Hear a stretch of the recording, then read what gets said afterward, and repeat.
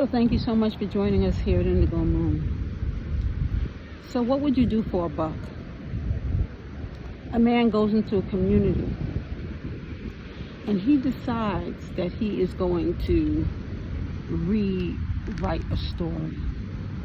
You see, he placed a bet telling his friends that the girl was going to come back to him, or she was going to call him before he was going to call her. And the friends are asking, well, did she call you yet, man? I told you she wasn't going to call you. That one was better than all those other ones those other girls you were dealing with. And as he listens to his friends talk, he's realizing that he might have said too much. Sometimes we do that. We get comfortable with our friends or the people we're around, and we do too much talking. And we tell a story, and sometimes we tell that story, and they are really listening. And when I say they're really listening, they're hearing everything that you said, and they're reiterating it to you. You might have forgotten the story you told because it might not have been the truth. Or you might have forgotten certain parts of the story because it wasn't really something you would remember.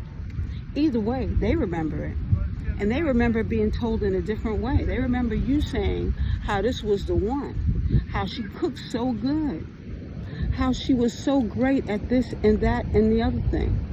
But then you decided you were going to find someone who was not going to measure up as much as that person. Let me break it down. The 80-20. When you meet a real one and you're afraid and you don't think you measure up, you might get scared, and then you find someone who might be able to do a little more, or maybe this person does more for you in other areas, if you know what I mean, than the other one did. So you go ahead and you choose the one who you're not going to have to do anything with. You see, that first one was going to push you to elevate, to make you a better person than you were. The next one is not going to push you at all. It's going to let you do whatever you want to do. But is that really living? You see, when we get into relationships, you want someone who's going to help you grow, who's going to help you persevere, who's going to push you just when you need that little push, who's going to give you a peck on the cheek just to elevate you because you're not in just the best mood and you need that extra.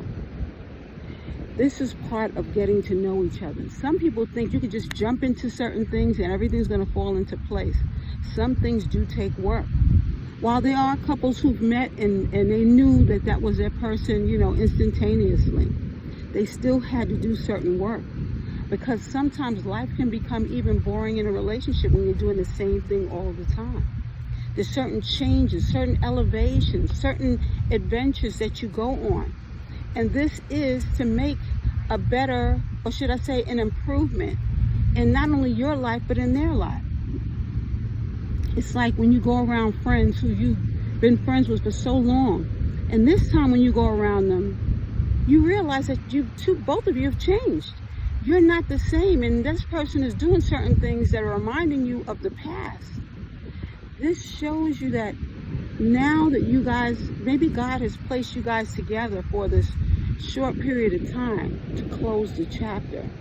Now that the chapter is now closing, He's also showed you where maybe you can work better in this area and that person can work better in that area. God usually has a message behind everything happening. Nothing is a coincidence. And because of this, you're supposed to learn from your mistakes. And I'm not saying the relationship was a mistake, because you were there and that person was there so that you could grow. And once you finish the chapter, sometimes people go their separate ways. Sometimes they remain friends. Either way, you realize that the level has changed. Water seeks its own level. So now you're not getting along with the person, or you're not seeing things the way you used to see them, is because you've grown in another area than that person. And now it's time to move on. Sometimes you've got to have the experience in order to know what I'm talking about. And sometimes you just look at this as a lesson, and then you can put it in your back pocket and pull it out when you need it. Either way, now is now and later is later. Sometimes things are going to hit, sometimes they're not. In relationships, you've got to know that God is teaching us to grow. So thank you so much for joining us, Indigo Moon.